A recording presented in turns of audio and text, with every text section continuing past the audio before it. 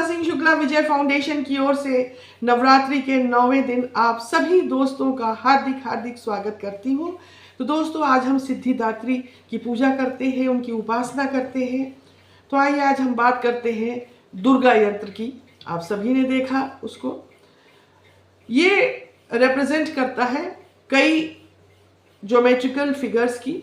उनको आइए आज हम डेप्थ में समझने की कोशिश करते हैं। जो सेंटर में है एक बिंदु है। ये बिंदु को हम एटम कह सकते हैं, इसको हम सीड कह सकते हैं, which is full of energy. और इसके अलावा दो ट्रायंगल हैं, एक अपवर्ड लुकिंग ट्रायंगल है, एक डाउनवर्ड लुकिंग ट्रायंगल है। जो अपवर्ड लुकिंग ट्रायंगल है उसको हम शिव मानते हैं, और जिसकी रिप्रेजेंटेशन जो है वायु के रूप में और अग्नि के रूप में की जाती है, क्योंकि वो अपवर्ड फोर्स जो है ऊपर की तरफ जा रहा है। जो डाउनवर्ड लुकिंग ट्रायंगल है वो शक्ति का स्वरूप है, जिसे हम रिप्रेजेंट करते हैं अर्थ से और वाटर से। अर्थ को हम मदर गॉडेस भी मानते हैं। ओवरलैपिंग ट्रायंगल जो है ये यूनियन बता रहा है शिव और शक्ति का, और किस तरह से एक क्रिएशन की बात यहाँ पे हो रही है। और इसी के साथ ये बड़ा बता देना बड़ा इम्पोर्टेंट है, जो कॉस्मिक एनर्जी है और जो शिव का तांडव जो हुआ था जब सती ने अपने आप को आग में जला लिया था, तो वो डिस्ट्रक्शन थी। और जैसा कि हमने अपने पिछली श्रृंखलाओं में बताया कि एक डिस्ट्रक्शन के बाद नई जिंदगी आती है। इसका भी रिप्रेजेंटेशन है ऊर्जा से भरा हुआ एक यंत्र है। यंत्र तो सिर्फ एक मैनिफेस्टेशन है जो पूरे यूनिवर्स को ये रिप्रेजेंट कर रहा है। इसके अलावा इसके अंदर सर्कल भी है। सर्कल, अभी हमने बात की कॉस्मिक एनर्जी की, जो साइक्लिक वे में मूव करती है, और फ्लो ऑफ एनर्जी साइक्लिक है।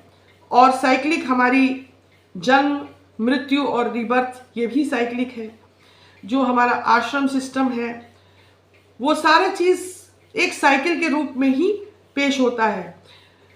इसके अलावा बहुत सारे हेक्सागन्स भी हमको देखने को मिलते हैं सर्कल के अंदर, बट ये फिर भी उसी को रिप्रेजेंट करते हैं, शिव और शक्ति के यूनियन को। और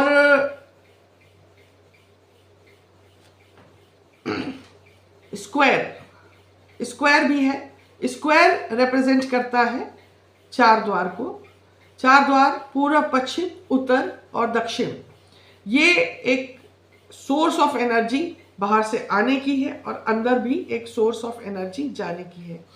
यानी कि एक बैलेंस ऑफ एनर्जी बहुत इम्पॉर्टेंट है।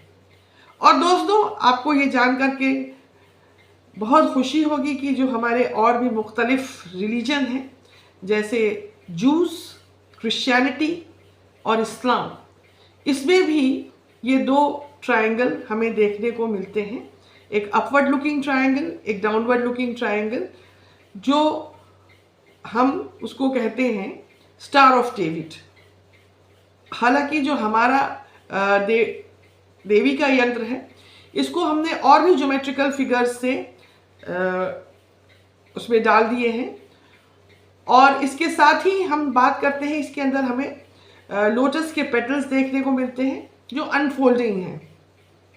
लोटस के जो पेटल अनफोल्डिंग है, ये बताते हैं नॉलेज की तरफ ले जा रहे हैं, इंफॉर्मेशन की तरफ ले जा रहे हैं। और बुद्धिज़्म में हम सबको पता है लोटस सूत्र है, जो रिप्रेजेंट करता है कि किस तरह से कॉन्स्टेंटली एक कमल का जो फूल होता है वो खिलता है, तुरंत मुरझा जाता है, ख़त्म हो जाता है, परंतु ये एक निरंतर क्रिया है। प्लस इसके साथ नॉलेज का भी रिप्रेजेंटेशन है, बोथ बुद्धिज़्म में और हिंदुइज़्म में। और हमने देखा कि सनातन काल से ही इस तरह का यंत्र हमारे पास रहा है, जिसको हम प्रिमिटिव पावर के रूप में इस्तेमाल करते रहे। क्योंकि हमारा जो धर्म है उसको हम सनातन धर्म कहते हैं। It's an evolution.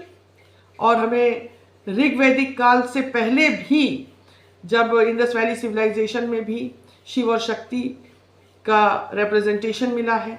वैदिक काल में भी इनका मेंशन है, लेटर वैदिक काल में तो इनकी मूर्तियां बनने ही लगी थी। इस प्रकार हम देखते हैं कि किस प्रकार हमारा जो सनातन धर्म है किस तरह इवॉल्व हुआ और किस तरह ये रिप्रेजेंट करता है एक निरंतरता की, एक गुड लाइफ की, एक एनर्जी की, जो सारी चीज़ें पॉजिटिव है और जितनी नेगेटिविटी है उसको ये दूर करता है, स्पिरिचुअल पावर को इन्हेंस करता है और जितनी भी अच्छी जो हमारे अंदर सद्गुण आ जाए उसकी बातें करता है। तो दोस्तों, इसी के साथ ये श्रृंखला और ये प्रोग्राम हमारा समाप्त होता है।